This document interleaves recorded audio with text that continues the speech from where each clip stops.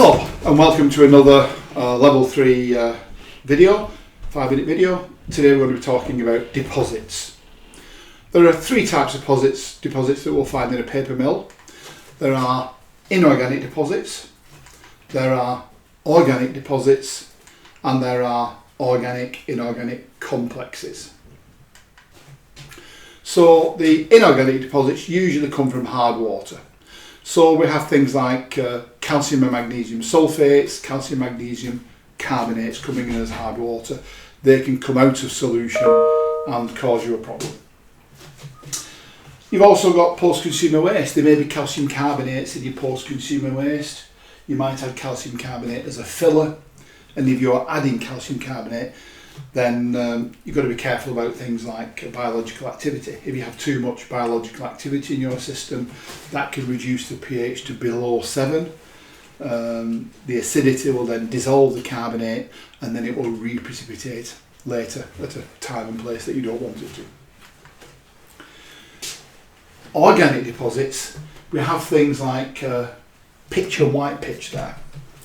Pitch is actually the resins, the extractives that I've talked about in an earlier video.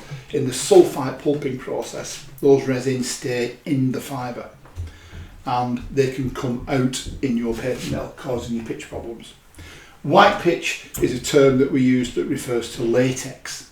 So if you're repulping magazines that have latex-based coatings, that can come out and cause you a problem. Stickies, things like the sticky material on self-seal envelopes or the spines of old books, and then slime due to biological activity.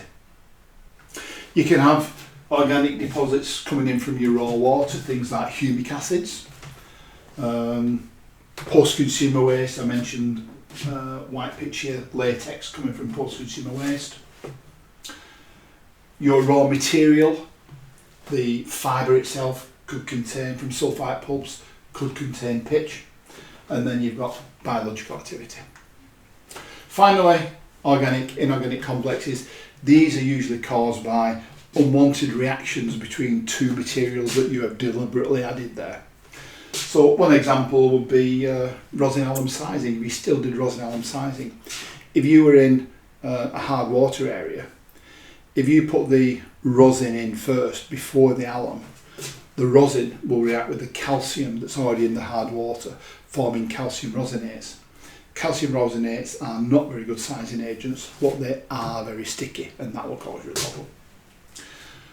Things like AKD and ASA, they're incredibly reactive, not very stable, and as the water temperature increases, they become less and less stable.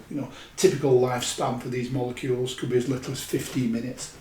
And when they deteriorate, they will form sort of waxy deposits, waxy materials.